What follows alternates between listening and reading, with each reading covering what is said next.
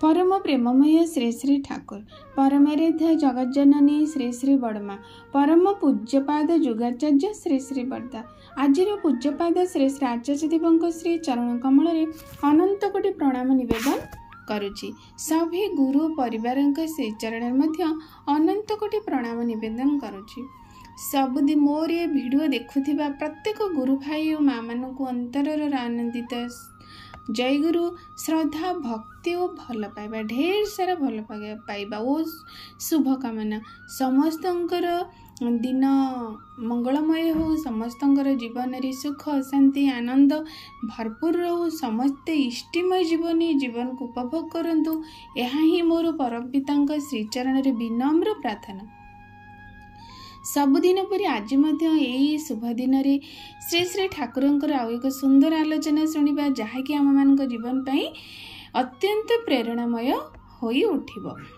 प्रकृति आज आलोचना शुणा माने भक्तर शक्ति केते आउ जी भक्त तापाई काहींकि प्रत्येक असंभव घटना ही संभव हो जाए ता पछर कारण कौन आउ किपरि भाबरे ताहा होई पारे आज ताहा ही आलोचना रे रखिबा जहाँकि आम मानक पई अत्यंत मार्मिक होई उठिबो। आलोचनाटी आमे माने समस्ते जानिचे जे भक्त भगवान कथा आमे सुनिचे कारण भगवान को जे विश्वास करे भल पाए जे श्रद्धा करे से ही भक्त जे कि भगवान को पई निज जीवन को उत्सर्ग करि थाए ताको ही भक्त बोली कहा जाए। आमे माने सेटा समस्ते जानिचे तेणु आमे आज जानिबा जे से भक्तर एते शक्ति आसे कौठु से किपरि भाबरे असंभव घटना ता पाखरे संभव हो जाए। आमे माने पुराण पृष्ठर अनेक भक्तंकर घटना हम जानिचे माने किपरि भाबरे दासिया बाउरी तार हाथरू नड़िया किपरि से पठै थिले ठाकुरंक पाखकु जगन्नाथ पाखकु दासिया बाउरी ना कही दो दो नड़िया किपरि शून्य रे तांक पाखकु भोग अर्पण होईगला। एक कथा जानिचे बंधु महांती कथा जानिचे किपरि भाबरे सुना थाली रे स्वयं भगवान जगन्नाथ आसी तांकु तांकर प्रसाद माने तांको ग्रहण करबा पई देथिले ता से कथा जानिचे। भक्त सालवेगं कथा जानिचे किपरि स्वयं भगवान जगन्नाथ आसी तांकर समग्र शरीर रे औषध लेपन करि देथिले तांकर शरीर सुस्थ हो जाइथिला। आमे जगन्नाथ दासंक कथा देखिचे किपरि नारी पुरुषरु नारी करि देथिले। एपरि भाबरे अनेक भक्तंकर घटना आमे माने पुराण पृष्ठरु जानिचे। सेटा से प्रकृति से सब घटना घटे किपरि आ वर्तमान समय श्री श्री ठाकुर समय यहीपरि भाव असंभव घटना असंभव संभव हो जाई पारुची ए भक्त पाई ताहले जानिबा से भली भक्तटी आमे होई पारिचे तो आउ आमे माने कोन से सब कृपा जो जेमिति से सब भक्त माने पाउचंती आमे कोन पाई परिबानी बा कोन कले ता सब से भली घटना मध्ये आम मान जीवन रे घटिबो। आमे से घटनाटी आज आलोचना रखिबा। प्रकृत कथा आमे माने जानिचे भगवान को जे भल पाइबो बा विश्वास करिबो से ही प्रकृत भक्त माने भक्तर कौनसी कंडीशन नहीं कौनसी पाइबार आकांक्षा नहीं से केवल तो भगवान को भल पाए से दे के भल पाए से पाइबा पई भल पाए ना जे भक्त से कौनसी भाव रे भगवान तो किछि पाइबा को चाहे ना बरं ता जीवन रे सर्वस्व से दे दिए से भगवान को पाई। आमे जो जेते कि भक्तंक कथा आमे एबे कहिली से समस्त निस्व थिले से समस्ते दुख दारिद्र्य भितरे थिले तथापि से भगवान को किए भल पाउथिले देखंतु सर्वस्व ही तांको पाई निज जीवन को उत्सर्ग करुथिले। दुख अभाव अनाटन भितरी से परम शांति परम आनंद रे से जीवन यापन करुथिले काहेकि ना तांको पाखरे तांको भगवानकर नाम थिला तांको भगवानकर विश्वास भल पाइबा श्रद्धा थिला। ठीक सही परी जो भक्त ता जीवन रे भगवान को भल पाइबो भगवान को प्रति अकाट्य विश्वास आनिबो से ही से कृपा पाइबा। कारण किपर कृपा माने कौन कि करी कि पाइबा प्रथमे मते करबा को पड़िबो तापरे मते पाइबा को पड़िबो ତାହାକୁ କୁହାଯାଏ କୃପା। ତାହେଲେ ପ୍ରଥମ କଥା ହେଲା ମୋ ଦେଇ ଅଛି, ମାନେ ମୁଁ କିପରି ଭାବରେ ହୋଇ ଉଠିଛି ମୋ ଭଗବାନଙ୍କ ପାଇଁ, ମୁଁ କିପରି ଭାବରେ କରିଛି ମୋ ଭଗବାନ ପାଇଁ। ଯେମିତିକି ଆପଣ ଦେଖିବେ ଭକ୍ତ କାହାକୁ କୁହାଯାଏ, ଗୋଟେ ସୁନ୍ଦର ଉଦାହରଣ ଦେଲେ ଜାଣିପାରିବା। ଶ୍ରୀକୃଷ୍ଣଙ୍କ ସମୟର ଘଟଣା। ଯେତେବେଳେ ଶ୍ରୀକୃଷ୍ଣ ଥରେ ଛଳରେ ଲୀଳା କରିବା ପାଇଁ ଶରୀର ଖୁବ୍ ଅସୁସ୍ଥ ବୋଲି ନାରଦଙ୍କୁ କହିଲେ। ଯେତେବେଳେ ଜ୍ୱର ତାଙ୍କର ଖୁବ୍ ଜୋରରେ ଶରୀରରେ ଜ୍ୱର ହୋଇଥିଲା, ନାରଦ ସମସ୍ତେ ଚିନ୍ତିତ ହୋଇଗଲେ। ଠାକୁରଙ୍କ ଦେହରେ ଏତେ ଜୋରରେ ଜ୍ୱର, କୌଣସି ଭାବରେ ଯେତେ ବୈଦ୍ୟ ଆସି ପୈଥି ଦେଲେ ମଧ୍ୟ ତାହା ମାନେ ସୁସ୍ଥତା ଲାଭ ହେଉନି। ତାଙ୍କୁ ଶ୍ରୀକୃଷ୍ଣଙ୍କୁ ନାରଦ ପଚାରିଲେ, ପ୍ରଭୁ କୁହନ୍ତୁ, ଆପଣ ତ ଲୀଳାମୟ, ଆପଣ ଆର ମାନେ କ'ଣ ଔଷଧ ଆପଣ ତ କୁହନ୍ତୁ।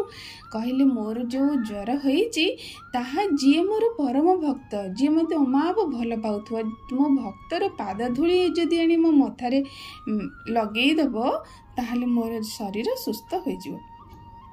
ତାପରେ ସେ କହିଲେ, ମାନେ ଭଗବାନଙ୍କୁ ଭଲ ପାଉଥିବେ ତାହେଲେ ତାଙ୍କ ପତ୍ନୀଙ୍କଠୁ ତ କେହି ଅଧିକ ଭଲ ପାଇବେନି। ଅଷ୍ଟପାଷ୍ଟବଙ୍କ ପାଖକୁ ଗଲେ ଯେତେବେଳେ ସମସ୍ତେ କହିଲେ ଯେ ଏମିତି ଆପଣଙ୍କ ସ୍ୱାମୀଙ୍କର ଦେହ ଖରାପ ହୋଇଛି, ଭଗବାନଙ୍କର ଦେହ ଖରାପ ହୋଇଛି, ଆପଣଙ୍କ ପାଦ ଧୂଳି ଦେଲେ ଭଗବାନ ସୁସ୍ଥ ହେବେ କହିଛନ୍ତି। କୌଣସି ଭାବରେ ଅଷ୍ଟପାଷ୍ଟବଂଶୀ କେହି ମଧ୍ୟ ଦେଲେ ନାହିଁ। କହିଲେ, ତୁମେ କି କଥା କହୁଛ, ଆମ ପାଦ ଧୂଳି ଆମେ ଦେବୁ, ଆମେ ନର୍କରେ ପଡ଼ିବୁ, ଭଗବାନଙ୍କୁ ଆମର ପାଦର ଧୂଳି ଆମେ ଦେବୁ, ଆମେ ତାଙ୍କ ପାଦ ଧୂଳି ସମାନ। ଏହା କହି କେହି ମଧ୍ୟ ଦେଲେ ନାହିଁ। ସେଠୁ ସେ ନିରାଶ ହେଇକି ଫେରିଲେ। ତାପରେ ଶ୍ରୀକୃଷ୍ଣ ପଚାରିଲେ, ଭଗବାନ ତ ମିଳିଲାନି। ଭଗବାନ କହିଲେ, କେହି ମାନେ ସେ ତାଙ୍କର ଯେଉଁମାନେ ବି ପ୍ରିୟ ସମସ୍ତଙ୍କୁ କହିଲେ, କେହି ଦେଲେ ନାହିଁ। ତାପରେ ଶ୍ରୀକୃଷ୍ଣ ପଚାରିଲେ, ପ୍ରଭୁ କୁହନ୍ତୁ, ଆପଣ ତ ସବୁକିଛି ଜାଣନ୍ତି, ଆପଣ କୁହନ୍ତୁ ତ କେଉଁଠି ଆପଣଙ୍କ ପାଇଁ ପାଦ ଧୂଳି ମିଳିବ। କହିଲେ, ତୁମେ ବ୍ରଜପୁରକୁ ଚାଲିଯାଅ, ଗୋପୀମାନଙ୍କ ପାଖକୁ, ଏତିକି କହିବ ଯେ ତୁମ ଶ୍ରୀକୃଷ୍ଣଙ୍କର ଦେହ ଖରାପ ହେଇଛି, ତୁମ କାହ୍ନାର ଶରୀର ଅସୁସ୍ଥ, ଏତିକି କହିବ, ପାଦ ଧୂଳି ଟିକିଏ ଆଣିବ। ସେଇ କଥା ଶୁଣି ନାରଦ ସେ ସ୍ଥାନକୁ ଚାଲିଗଲେ। ଯେତେବେଳେ ନାରଦ ଗଲେ ଯେତେବେଳେ ଗୋପପୁର ବାସୀମାନଙ୍କୁ କହିଲେ, ଏଇଭଳି ସକଳ ବୃତ୍ତାନ୍ତ ତାଙ୍କ ପାଖରେ ରଖିଲେ, ସେମାନେ ଏତେ ମାତ୍ରାରେ ପାଦ ଧୂଳି ଦେଲେ ଯେ ସେ ଗଣ୍ଠୁଲି ହୋଇଗଲା, ଆଣିବା ଅସମ୍ଭବ ହୋଇପଡ଼ିଲା। ମାନେ ଦେଖନ୍ତୁ, ସେ କହିଲେ, ଆମେ ପଛେ ନର୍କରେ ପଡ଼ିବୁ, ଆମ ଜୀବନ ପଛେ 7 ଜନ୍ମ ପଛେ ଆମେ ନର୍କରେ ପଡ଼ୁ, କିନ୍ତୁ ଆମ କାହ୍ନା ସୁସ୍ଥ ରୁହନ୍ତୁ। ଇଏ ହିଁ ହେଉଛି ପ୍ରକୃତ ଭକ୍ତର ଲକ୍ଷଣ। ସର୍ବାଗ୍ରେ ଚାହିଁବେ ଆମ ଭଗବାନ ସବୁ ଦେଇ ସୁଖ ଶାନ୍ତିରେ ରୁହନ୍ତୁ। ଇଏ ହିଁ ପ୍ରକୃତରେ ଭକ୍ତ ଲକ୍ଷଣ। ଭକ୍ତ ହିଁ ଆକୁ ହିଁ କୁହନ୍ତି। ଏଇଭଳି ଭକ୍ତ ଆମକୁ ହେବାକୁ ପଡ଼ିବ, ଏଇଭଳି ଭାବରେ ଆମକୁ ପାତ୍ର ହେବାକୁ ପଡ଼ିବ, ହେଲେ ଯାଇ ତାଙ୍କର କୃପା ଆମେ ପାଇପାରିବା। ସେଇଭଳି ରାଧା ଯେପରି ଭାବରେ ଥିଲେ, ମାନେ ରାଧା ନାମ ତ ଠାକୁରଙ୍କର ନାମ ଥିଲା, ଏଇଭଳି ଭାବରେ ଭକ୍ତ ଆଉ ଭଗବାନ ଭିତରେ ସମ୍ପର୍କ ରହିଥାଏ। ଆଉ ବିଶ୍ୱାସଟା କିପରି ଭାବରେ କିପରି ଭାବରେ ବିଶ୍ୱାସ ହେବା କଥା, ଆଉ ଗୋଟେ ଘଟଣା କହିଲେ ଜାଣିପାରିବା। ଯେତେବେଳେ ପୂଜ୍ୟପାଦ ଶଙ୍କରାଚାର୍ଯ୍ୟଙ୍କ ଶିଷ୍ୟ ସନନ୍ଦନଙ୍କ ହୃଦୟରେ ଗୁରୁ ଓ ଗୁରୁବାକ୍ୟ ପ୍ରତି ପ୍ରଗାଢ଼ ବିଶ୍ୱାସ ଥିଲା। ଶିଷ୍ୟମାନଙ୍କ ମଧ୍ୟରେ ସେ ଥିଲେ ମୌଡ଼ମଣି। ସେଥିପାଇଁ ସେ କ'ଣ କଲେ, ଦିନେ ବର୍ଷା ଋତୁରେ ଭରା ଗଙ୍ଗା ନଦୀର ଅପର ପାଖକୁ ଯିବା ପାଇଁ ଗୁରୁଦେବ ଶଙ୍କରାଚାର୍ଯ୍ୟଙ୍କ ଆହ୍ୱାନରେ ଏପଟ କୂଳରେ ଦଣ୍ଡାୟମାନ ହୋଇଥିବା ଅନେକ ଶିଷ୍ୟମାନଙ୍କ ମଧ୍ୟରୁ ଏକମାତ୍ର ସନନ୍ଦନ ଖାଲି ପାଦରେ ଗଙ୍ଗା ଉପରେ ଚାଲି ଚାଲି ପାର ହୋଇଯାଇଥିଲେ। ଗଙ୍ଗାରେ ପାଦ ପଡ଼ିବା ମାତ୍ରେ ପଦ୍ମ ଫୁଟି ଉଠିଥିବା ହେତୁ ସେଦିନ ଠାରୁ ତାଙ୍କ ନାମ ରଖାଯାଇଥିଲା ପଦ୍ମପାଦ। ଅନେକ ଶିଷ୍ୟଙ୍କ ମନରେ ଗୁରୁବାକ୍ୟ ପ୍ରତି ବିଶ୍ୱାସ ନଥିବାରୁ କେହି ମଧ୍ୟ ଗଙ୍ଗାରେ ପାଦ ଦେଇ ଯାଇପାରିଲେ ନାହିଁ, କାରଣ ସନନ୍ଦନଙ୍କର ଅମାପ ବିଶ୍ୱାସ ଥିଲା ତାଙ୍କ ଭଗବାନଙ୍କ ପ୍ରତି ବା ତାଙ୍କ ଗୁରୁଙ୍କ ପ୍ରତି। କାରଣ ଗୁରୁ କହିଥିଲେ, ନାମ ଦ୍ୱାରା ଅସମ୍ଭବ ବି ସମ୍ଭବ ହୋଇଯାଇପାରେ। ତୁମେ ଯଦି ଯେମିତି ହେଲେ ତ ସେ ଗୁରୁଙ୍କ ପାଖକୁ ଯିବାକୁ ପଡ଼ିବ। ଯେତେବେଳେ ଭରା ଗଙ୍ଗା ନଦୀ गंगा नदी जलर पूरा भरा भाव थिला। से समय से जेतबेले आरपटू जीवाई चाहिए सेतबेले से निज मनरे विश्वास रखिले मो गुरु कहिचंदी ए गंगा नदी को मु कहिबी मु आरपटू को जीवी तुमे मते पथ दियो। ठीक सही भली भाव से कही गुरुंक नाम उच्चारण करी कहले गंगा माता मते पथ दियो मु आरपटू को मो गुरु को निकट को जीवी। सेथिपई से गुरुंक नाम बारंबार उच्चारण करी गुरुंकर नाम जहाँ जो नाम तांको प्रदान करथिले से नाम को से बारंबार उच्चारण करी गंगा नदी रे पाद पकई पकई जाइथिले। से जेतिकी पाद पकाउचंदी सेई पाद तळे पद्म फूल पुष्प माने पुष्पटित हो जाउथिला। ए भली भाबरे से पाद परे पाद पकई पकई आरपटू को चली जाइथिले। एइटा ही हेउची विश्वास, गुरुंक प्रति अकाट विश्वास। ए विश्वास गोटे पाखरे देखिले भक्ति, आ गोटे पाखरे देखिले गोटे उदाहरण रे भक्ति भाव देखिले, आ गोटे उदाहरण रे विश्वास भाव देखिले। आमे दुईटी उदाहरण माध्यम रे जानि परिले प्रकृति रे मनीष कि भली भाबरे भक्त आउ भक्त हेबा उचित। तेणु भगवानकर कृपालाभ पाइबा पई असंभव घटना को संभव करिबा पई जदि मनीष ता जीवन रे भली भाबरे निजको से भाबरे माने प्रस्तुत रखिबा उचित। एबे मध्य श्री श्री ठाकुरଙ୍କ समय एई भली भाबरे भक्त माने अछंती तांकर एई भली निष्ठा काष्ठा भक्ति विश्वास बଳରେ असंभव भाव को मध्य संभव करि देई पारुचंदी। जहा कि अनेक घटना मो जीवन रे मध्य घटिची। मु प्रत्येक समस्त को मु एई वीडियो माध्यम रे कहि रखे तांको प्रति अमाव विश्वास रखंतु, अखंड विश्वास रखंतु। आउ भगवानकर विश्वास खाली रखिदेले हबनी, मोर कर्म मध्य तदनुरूप करने को पड़िबो। जहाँकि विश्वास भक्ति ता उपरि माने जहार आधार होई रहिबो। कारण मनीष कर्म द्वारा ही सब किछि प्राप्त होई पारे।